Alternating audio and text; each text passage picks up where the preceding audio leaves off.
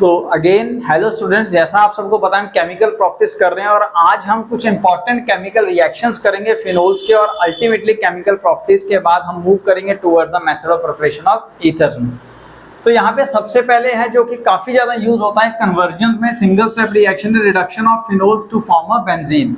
आप फिनोल को रिड्यूस करेंगे विद द जिंक डस्ट, यानी कि जिंक डस्ट की प्रेजेंस में फिनोल को हीट करेंगे तब वहां पे जिंक ऑक्साइड बनेगा और साथ में बन जाएगा आपका benzene. So this product so formed is benzene from the phenol. तो डायरेक्टली कन्वर्जन में आ जाता है, फिनोल को डायरेक्टली बेंजीन में कन्वर्ट करें तो जिंक डस्ट की प्रेजेंस में आप इसको रिड्यूस करेंगे फिनोल को तो वो बन जाएगा डायरेक्टली बेंजीन।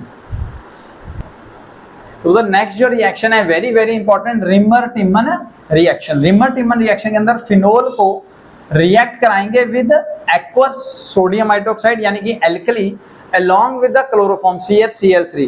तो प्रोडक्ट आपका बनेगा बेंजीन। बेंजीन के ऊपर हाइड्रोजन हटेगा तो सोडियम लग जाएगा ONA सोडियम फिनॉक्साइड और साथ में CHCl3 की वजह से यहाँ पे लगेगा CHO और इसकी एसिडिक हाइड्रोलिसिस करोगे तो आपका प्रोडक्ट बनेगा सैलिसिलिक एल्डिहाइड। ये मेजर प्रोडक्ट बनेगा जिसका नाम क्या होगा यूपीएससी ने 2 हाइड्रोक्सी बेंजल्डिहाइड। क्यों?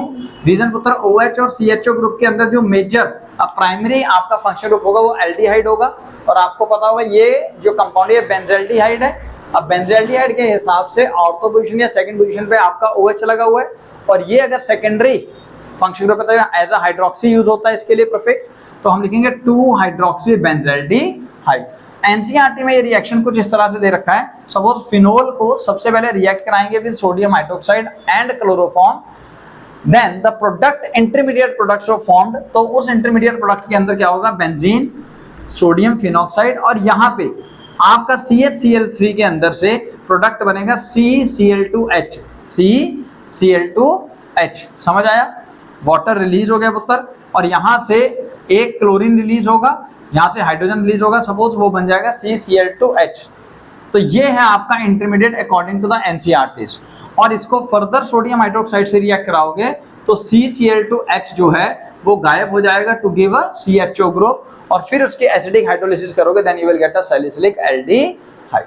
अब इसके अंदर जो अटैकिंग रिएजेंट होता है वो होता है डाइक्लोरोकार्बिन। डाइक्लोरोकार्बिन जो कि एक न्यूट्रल इलेक्ट्रॉन डेफिशिएंट कंपाउंड है, CCl2 विद 2 इलेक्ट्रॉन्स। तो कार्बन को बेसिकली अपने इर्द गिर्द इलेक्ट्रॉन डेफिशिएंसी होने की वजह से मोर ऑफ द इलेक्ट्रॉन की रिक्वायरमेंट होती है जिसकी वजह से एज एन इलेक्ट्रोफाइल ये अटैक करता है और यहाँ पे रिएक्शन शो करता है कौन सा? Reimer Tiemann reaction. तो इन दिस केस सबसे पहले जो क्लोरोफॉर्म है पुत्र वो ऐसे होगा CHCl3। जब वो सोडियम हाइड्रोक्साइड से रिएक्ट करेगा तो यहाँ से ये इलेक्ट्रॉन कार्बन को देगा और H पॉजिटिव आयन की फॉर्म में रिलीज होगा और OH के साथ मिलके H2O बाहर, Na पॉजिटिव अलग रहेगा। अब साथ में पीछे क्या रह गया जी? CCl3 नेगेटिव चार्ज, क्योंकि ये इलेक्ट्रॉन इसके ऊपर आ गया। अब कार्बन के ऊपर नेगेटिव चार्ज आ गया है, ठीक है, और क्लोरीन जो है इस इलेक्ट्रॉन्स को खींचता है जिसकी वजह, क्योंकि chlorine is more electronegative than carbon, तो क्लोरीन इनके एक इलेक्ट्रॉन को लेकर साइड में हो जाएगा और पीछे छोड़ जाएगा डाइक्लोरोकार्बिन। जैसा आपको बताया डाइक्लोरोकार्बिन जो है ये एक इलेक्ट्रॉन डेफिशिएंट ग्रुप है और ये होता है अटैकिंग रिएजेंट। कैसे? Suppose sodium phenoxide ion phenol से आपके पास फिनॉक्साइड आयन बना। अब यहाँ पे आपका ये जो डाइक्लोरो कार्बिन है ये अटैक करेगा, ठीक है। तो यहाँ से इलेक्ट्रॉन नीचे शिफ्ट होंगे और इलेक्ट्रॉन शिफ्ट होंगे जिसकी वजह से यहाँ पे जो इलेक्ट्रॉन डेंसिटी इंक्रीज होगी because of the mesomeric effect and ortho and para position. तो ऑर्थो पोजीशन पे अभी सबसे पहले हम क्या करते हैं? हाइड्रोजन वहीं पे यहाँ पे CCl2 को अटैक कराते हैं क्योंकि ये इलेक्ट्रॉन डेफिशिएंट कंपाउंड है, इलेक्ट्रोफाइल है। क्लियर हो गया जी? अब उसके बाद यहाँ से हाइड्रोजन इसको दोबारा से इलेक्ट्रॉन देगा और ये CCl2 जो है इस हाइड्रोजन को अपने साथ बिठाएगा तो कंपाउंड दोबारा से यहाँ पे सिंगल बॉन्ड नेगेटिव चार्ज आते हुए तो CH-Cl2। अब इसके सोडियम हाइड्रोक्साइड से रिएक्ट कराओगे तो Na पॉजिटिव जो है जो पीछे गया हुआ है या तो वहां से ले लेंगे हम, तो वो बनाएगा बेंजीन। बेंजीन के ऊपर ONA और CH-Cl2। याद कीजिए ये था आपका इंटरमीडिएट, ठीक है जी। अब इसको फर्दर सोडियम हाइड्रोक्साइड से रिएक्ट कराएंगे तो यहाँ पे क्लोरीन निकल जाएगा और ऑक्सीजन आ जाएगा तो आपके पास बन जाएगा एक तरह से एल्डिहाइडिक ग्रुप और इस एल्डिहाइडिक ग्रुप की करेंगे acidic hydrolysis then we will get salicylic aldehyde. This is your Reimer Tiemann reaction. तो यहाँ पे याद करने वाली क्या बात है? एक इंटरमीडिएट और एक अटैकिंग रिएजेंट। जो इंटरमीडिएट है वो आपका कौन है पुत्र, ये वाला कंपाउंड अटैकिंग रिएजेंट डाइक्लोरोकार्बेन। और स्पेशली अगर आप ध्यान दें तो यहाँ पे जो अटैक हो रहा है वो ऑर्थो पोजीशन पे हो रहा है। हालांकि मेसोमेरिक इफेक्ट की वजह से attack can occur at ortho as well as at para position, but salicylic aldehyde जो है वो बनेगा जब CHO ग्रुप और OH ग्रुप ऑर्थो पोजीशन पे लगेंगे, ना कि पैरा पोजीशन। तो जैसा भी क्वेश्चन खड़ा हो गया था पुत्र कि भैया ये ऑर्थो पोजीशन पे ही क्यों अटैक होता है या CHO ग्रुप ऑर्थो पे क्यों लगता है, उसका पहला रीजन है due to the intramolecular hydrogen bonding. तो CHO ग्रुप जो है वो ऑर्थो पोजीशन को प्रेफर करेगा as compare to para position, क्योंकि वो स्टेबलाइज हो जाता है by making a intramolecular hydrogen bond between hydrogen of the phenol and oxygen of the CHO यानी कि कार्बोनिल ग्रुप। ठीक है। सेकेंड रीजन आपको पता है कि फिनॉक्साइड आयन जो है ये मेसोमेरिक इफेक्ट शो करेगा, तो plus M mesomeric effect show होने की वजह से इलेक्ट्रॉन डेंसिटी इंक्रीज होगी both at ortho as well as at para position. लेकिन यहाँ पे ये ऑक्सीजन जो है ये प्लस आई इफेक्ट भी शो करता है, प्लस आई इफेक्ट भी शो करता है। नो डाउट मेसोमेरिक इफेक्ट हमेशा इंडक्टिव इफेक्ट से जीत जाता है, ये आपको बताया हुआ है।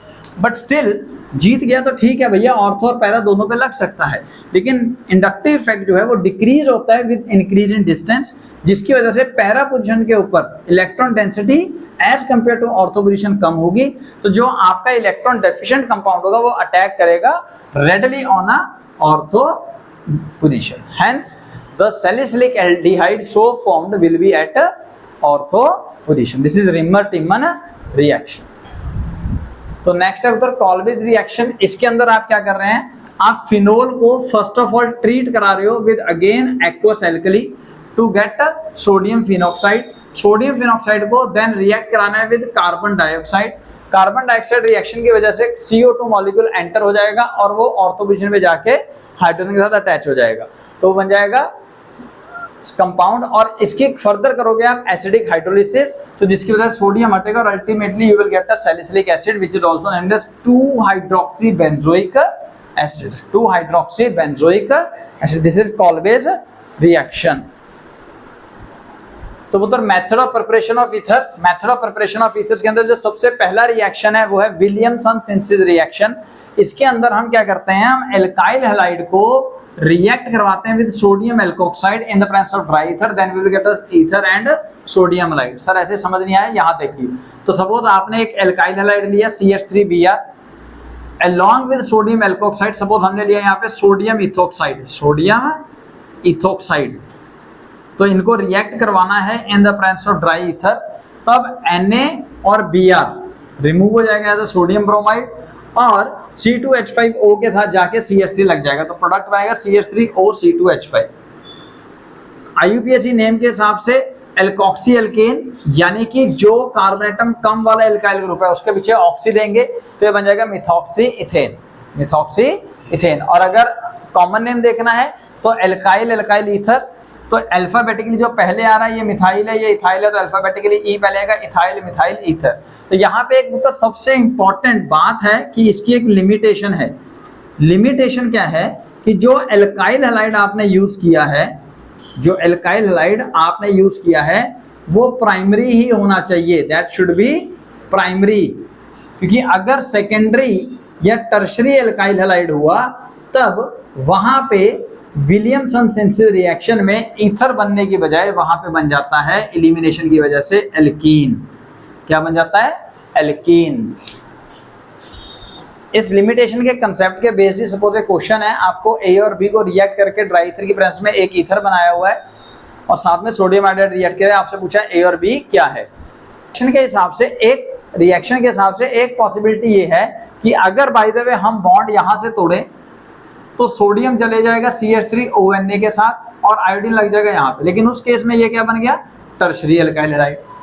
और हमने अभी बोला है कि एल्काइल हैलाइड कैसा होना चाहिए, प्राइमरी। तो इन दैट केस ये प्रोडक्ट नहीं हो सकते।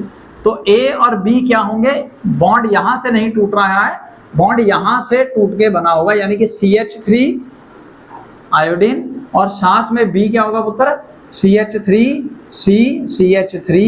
CH3 और ऑक्सीजन के साथ जुड़ा होगा Na। ये हमारा आंसर होगा यहाँ। A और B कौन है, एल्काइल हैलाइड प्राइमरी और सोडियम एल्कोक्साइड, ये कुछ भी हो सकता है, सेकेंडरी या टर्शरी, क्योंकि अगर बाय द वे ये हुआ, अगर ऐसा रिएक्शन हुआ तो एलिमिनेशन होगा। क्या होगा उत्तर? एलिमिनेशन। एलिमिनेशन में क्या होगा? ऐसे होगा, देखो सी हाइड्रोजन। तो स्टूडेंट्स यहाँ पे अगर आप ध्यान से देखेंगे तो क्या होगा, हाइड्रोजन जो है वो अपने इलेक्ट्रॉन रिलीज़ करेगा, जिसकी वजह से हाइड्रोजन हट जाएगा और कार्बन में डबल बॉन्ड आ जाएगा, जिसकी वजह से एल्कीन फॉर्मेशन होगा। हाइड्रोजन CH3O के साथ कंबाइन करके बनाएगा मिथेनॉल, और सोडियम आयोडीन मिलके बना देंगे सोडियम आयोडाइड। तो ये आपके पास बन गया, देखिए एल्कीन। तो अल्टीमेटली अगर by the way tertiary alkyl halide हुआ तो एल्कीन बनेगा, ना कि ईथर।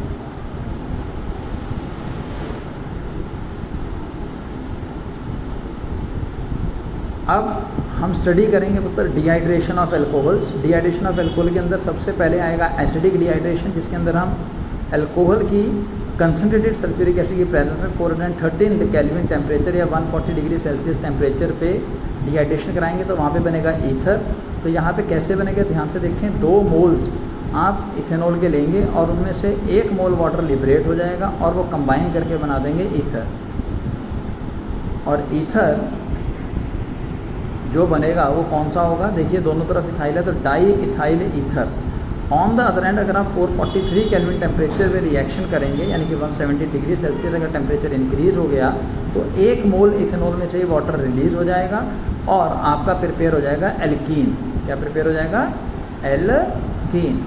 और ये भी ध्यान रखें दोस्तों कि अगर बाय द वे अगर आप 140 डिग्री सेल्सियस पे करोगे तो डाईथाइल ईथर, 170 पे करोगे तो एल्कीन। अगर टेम्परेचर कम करोगे जैसे 0 डिग्री सेल्सियस पे तो एल्कोहल कम्प्लीटली सॉल्यूबल हो जाता है into the concentrated sulphuric acid. लेकिन यहाँ पे हम 170 डिग्री सेल्सियस पे कर रहे हैं और आपको जो रिएक्शन याद करना है वो रिएक्शन याद करना है आपने ईथर वाला, जिसके अंदर हम 140 डिग्री सेल्सियस पे उसको हीट करेंगे the presence of concentrated sulphuric acid.